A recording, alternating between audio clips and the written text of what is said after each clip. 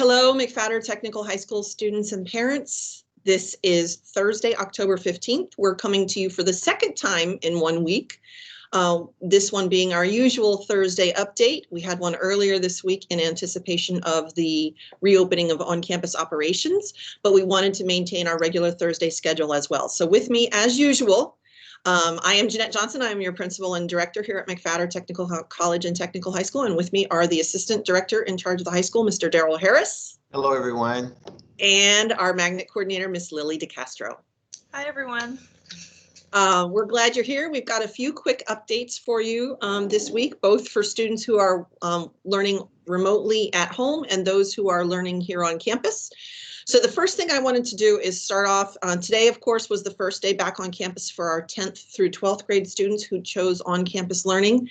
And I wanted to take just a minute. Our 9th graders have been here since Tuesday, those who've chosen on-campus learning. And I wanted to say a great thank you to all of our students, as well as their parents, who I'm sure have reinforced at home the need to follow all the necessary protocols. Everyone is wearing masks, they're maintaining their social distance. We have one-way directional arrows in the high school. They're following all of those. We're just really proud of our students and staff. We know it makes for a very unusual, less than ideal high school experience for all of us, not only the students, but us, the staff as well. But it is the path to doing on-campus operations safely. So we wanted to tell our students how proud we are of them and thank them for continuing to follow all of those protocols. That is what allows us to continue to operate safely. So we thank everyone for that.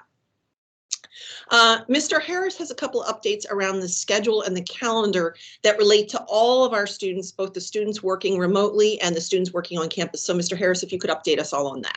Sure, no problem, Ms. Johnson. So just a reminder, tomorrow is an early release. So that means we leave tomorrow, students at 2:15 p.m. So early release tomorrow. And then Monday, you get a day off. There's a teacher planning for the students. So no school for students on Monday. And then one final thing is next week is the beginning of a new quarter. So hopefully, I think many of you did great this first quarter as far as academically, and you get ready for the second quarter, and that will be after that quarter, get ready for a whole new semester and new teachers. So we want to thank you all for what you've committed to doing so far. And those are just my short announcements that I have for this week regarding our schedule, Ms. Johnson. Perfect. Thank you so much. And I want to reemphasize what you said. Make sure everyone knows those schedules, the early release applies to everybody, not just the students here on campus. So right. Thank you for that. For the students who are on campus, we wanted to give a couple more operational updates around lunch operations and transportation. So for that, I know Ms. DeCastro has those updates. Hi, everybody. So for lunch on campus at the moment, all that we have available for students is our traditional school lunch, or the students bring lunch themselves. So any student who wishes to order a traditional school lunch, we want to remind you to subscribe to the KIA survey. All students were handed the piece of paper with the directions directly, whether when they came on campus or it was delivered to their classroom if they didn't receive it. If a student needs directions, please email Ms. Madu. And for transportation as well, please email Ms. Madu if you do not have a bus or there's a bus issue. We know it's not 100% worked out yet, but we're definitely working on it, and we want to focus on the people who intended to ride the bus but couldn't yet. So Ms. Madu, I can give her email address. It's ingrid.madoo@browardschools with an S on the end.com. Okay. And everything you just said is for our students who are here on campus. Remind the families, the students who are at home, what are they doing for breakfast and lunch?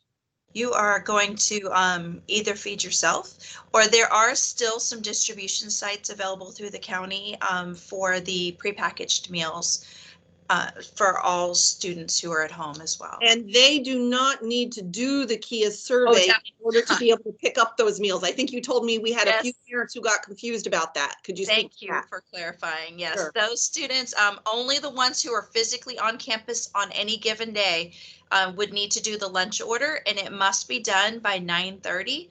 So when you're coming to school, I advise students to go ahead and have the link on their phone And once you're on the way to school, go ahead and decide if you've brought your lunch or are ordering from us. Right. So we do not get extras. So a student changing their mind at lunchtime, it becomes a little. Right. For those of you who are new to our campus, you may not be aware, those district lunches are not produced here on campus. They're produced at another local school by district food service and brought here. And that's why we don't have extras. Now, again, that's only for the students who are here physically on campus. If you are still working remotely, you do not need to be doing the KIA survey, and you shouldn't be doing the KIA survey in order to go to your local school and pick up meals through the regular pickups, the grab and goes that they've been doing. And we are blessed because our food is hot. The food that comes from Indian Ridge at lunchtime is a hot meal. So it is not anything that has to be heated up when they get here, or it's not a cold sandwich. It is a hot meal for them. Now, we do know that some of our students most of the students who indicated to us that they would be returning for on-campus instruction have already come back, but we have some who've stayed at home, as we said you could, because of exams going on this week. So we know that we're going to have a few additional of our on-campus learning students joining us next week, presumably on Tuesday, the 20th. So we just want to remind those of you who haven't yet joined us but are planning to join us for on-campus instruction and have indicated that either via the survey or via an email to Ms. DeCastro. We want to remind all of you what we've said earlier in the week. For those who will be joining us next week, remember to bring your mask, which you will wear at all times. It needs to fully cover both your nose and your mouth. A face shield alone or a neck gaiter alone is not sufficient. It must be a regular mask, cloth, or surgical type mask. And you can see we all keep them near us so that if anyone comes in our area, the mask goes on immediately. So remember the mask, remember your laptop device if you have one, headphones if you have those as well, and any textbooks your teachers have told you you need to bring. When you first come on campus, you will be met by a member of our staff. They'll make sure that you know where to go each period, and they'll also remind you of what you need to know in terms of lunch and transportation. And then we want to remind all of our students about that self-assessment you're supposed to ask yourself every morning. We put it out in the last message, and we'll make sure it gets sent out again with this one. The questions you need to ask yourself every morning, not just before you get to campus, but for our bus riders, even before you go to the bus. And that's about making sure you're not running a fever, you don't have any symptoms that might make you COVID positive. Reminder that we are here at all times for any questions. Those of you who have indicated learning from home, remember you should not be coming to school without reaching out to us first and making proper arrangements so that we can again make sure that room capacities are honored. Typical classrooms are no longer accommodating the same number of people that they typically would because of space. So it's really important that for those of you who indicated remote learning or didn't do the survey, that you continue to do that, and that if you change your mind, you need to reach out to one of us via email. Did I miss anything this week that we wanted to talk about? No, but I thought of something. Okay. Just want to remind parents, students, there might be a little more lag on responding to emails because now we're not sitting at our computers all day as counselors, administrators. So please be patient. And I know they will be patient, but I just wanted to reinforce it might take a little longer than it had. They can call the school if it's something urgent. That's probably the better bet now than an email, but also email the counselors. Some are on campus and some are not. So that is a way, just time. It takes a little longer, but thank you. That's a great reminder that our high school office has opened back up and is staffed. I don't remember what time they start, but I know they're there. The hours that the high school staff are in the office? 8:30 to 4:15.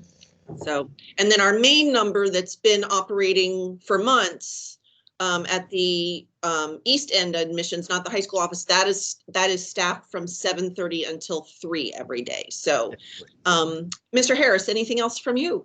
I think you've covered everything, or we've all highlighted things that are critical for this upcoming week. Thank you so much. So with that, we will sign off. Remember, early release tomorrow. Students, enjoy the long 3-day weekend that you're getting with no school on Monday, and we will be in touch again next week. Thank you, everybody. Have a good one. Take care.